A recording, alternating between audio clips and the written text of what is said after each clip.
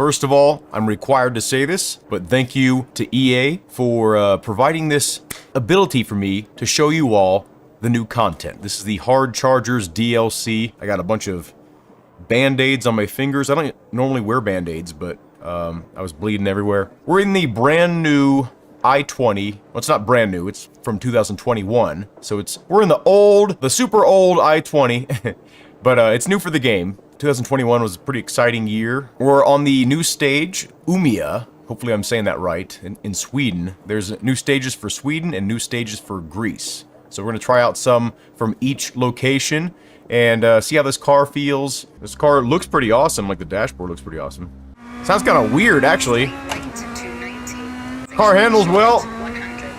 The area is optimized well. It doesn't seem like it's jumping around, or this stage at least. I haven't had any like weird hiccups or anything. Oh my gosh.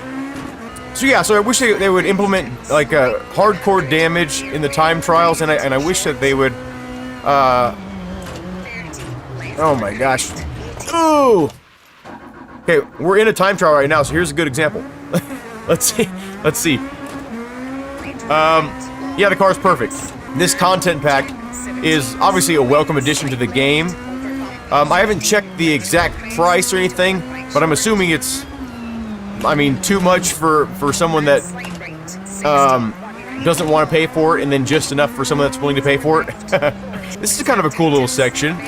Okay, so we have a new car in Rally 3. What else we got here? With the Ford Focus 99. I'm guessing it's that one. Okay, we got the Rally 4 Renault Clio. I always want to remind you all that this is still my highest recommendation for a starter rally game, right? Like a game that it's a very cohesive package. There's a ton of stages, there's a ton of cars, there's a ton of content, you know, online modes. It's the clear winner. If you were to choose just one rally game that's easy for everyone to pick up and play, that has modern amenities, because obviously I'm a Richard Burns rally guy, I'm a BeamNG guy, right? Those are my choices for that type of content, but I'm also in a different mindset than a lot of people. A lot of people just want to enjoy driving. I want to have sort of an accurate representation of what I'm driving, and I still feel like this game misses that. Hopefully one day there'll be some mods for this, or hopefully one day the developers will, you know, let you tweak things a little bit more in the game code. I don't know if that's ever gonna be possible, but this is Rally 4 here. Let's check this out. That's kind of a cool looking car. Hop back in the i20 that we were just in, because that's obviously the car that I'm going to like the most out of all of these. Okay, this is looking pretty good here. This is kind of a different feeling than the other Grease stages. Yeah, this feels different from the other Grease stages. That's good. It has a different feeling, which something that I know it's all supposed to be like a similar area, but it never really felt like from one stage to the next that there was like that big of a difference. Like it just kind of felt like the same assets being used, which, I mean, to be fair, it is. But yeah, I like this car. I'm kind of scared to go fast because I'm not really paying attention to the pace notes. Oh, that's new. I mean, it looked horrible, but that was a lot of water. That was overwhelming. I don't know if that's new, but I feel like it is. I like this stage so far. It feels really like it has a little bit more character. I mean, again, it could just because the road that they tried to replicate was just more interesting. I don't know.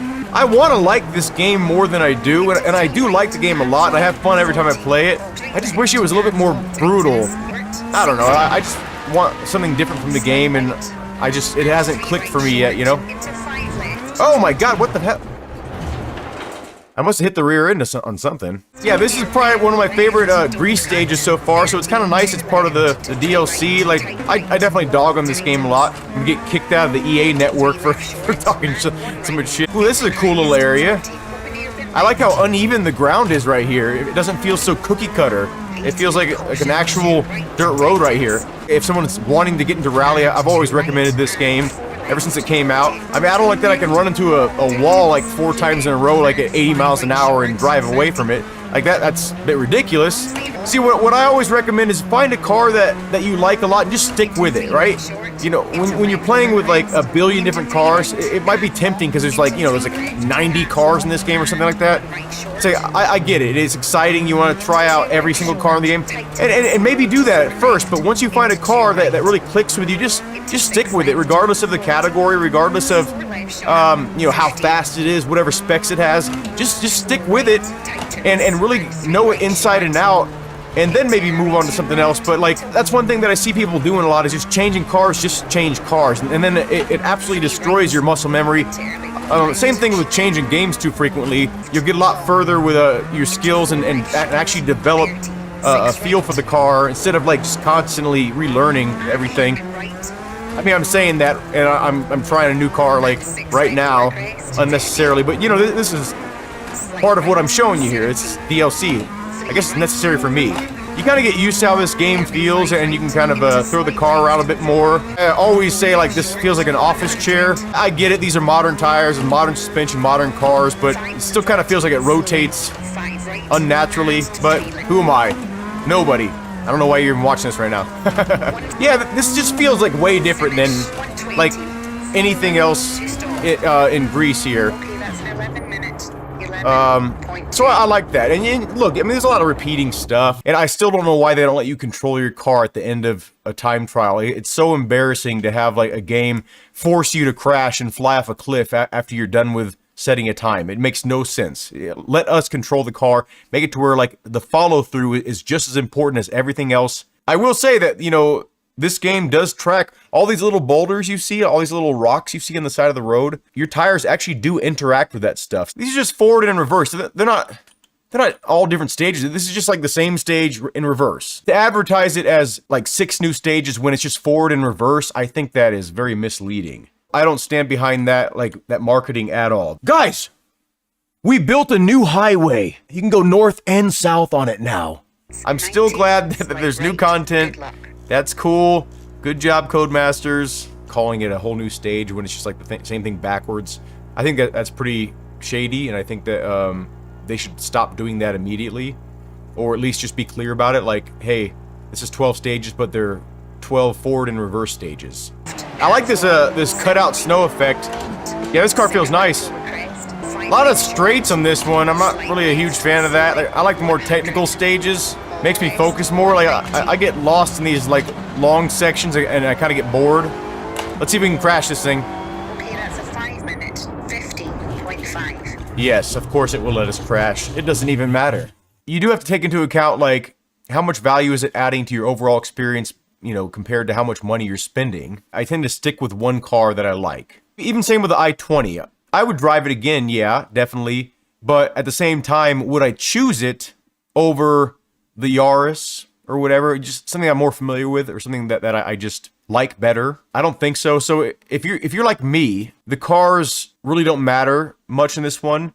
It was a big deal to me to get the Rally 2 GR Yaris, and then I only use that one now when it comes to Rally 2. So for $10 though, what I see this as value-wise is there's 2 stages.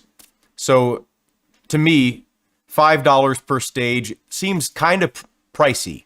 They're really banking on the fact that people are going to want to drive maybe a specific car within this pack. But for me, that doesn't care as much about cars, and I care more about stages. I see it as $5 per stage. That's a bit of a hard sell for me when I break it down. Now, would I pay for it? Probably. And the only reason I would is the same reason that I bought Generations and WC10 twice. You know, I bought it for console and I bought it for PC, knowing that I wasn't going to play the game like a ton, but I bought it to support the things that I like the most. Rally is kind of an obscurity, even though it's like popular all around the world. A lot of people don't know about it. You can talk to F1 about anybody. They don't even have to know about racing. They're like, oh yeah, F1? Yeah. Hamilton, Lewis Hamilton. Anyway, basically what I'm boiling this down to is I personally would buy it just to support. I want to show EA, I want to show Codemasters, I want to show Kunos, I want to show all these developers. Yes, I am interested in Rally stuff. Keep on making Rally stuff. I'm not discounting the work that's been done. It takes a lot of effort, I'm sure, to make these new stages. But from the customer standpoint that's not in the same mentality as mine, which is just support the community, I don't know if I can recommend spending $10 on this. You have to be a pretty sort of hardcore fan of this game or hardcore fan of Rally in general to not just buy the base game and be happy with that. But if you do want a little bit extra out of the game, here's your content. You know, $10 is a lot to some people, and $10 is not a lot to some people. If you're one of those people that it's not a lot of money to, yeah, go for it. Have a good day. Thank you all for watching, and I hope to see you in a future live stream or video. I can't really snap too good because I got like a billion band-aids on my fingers.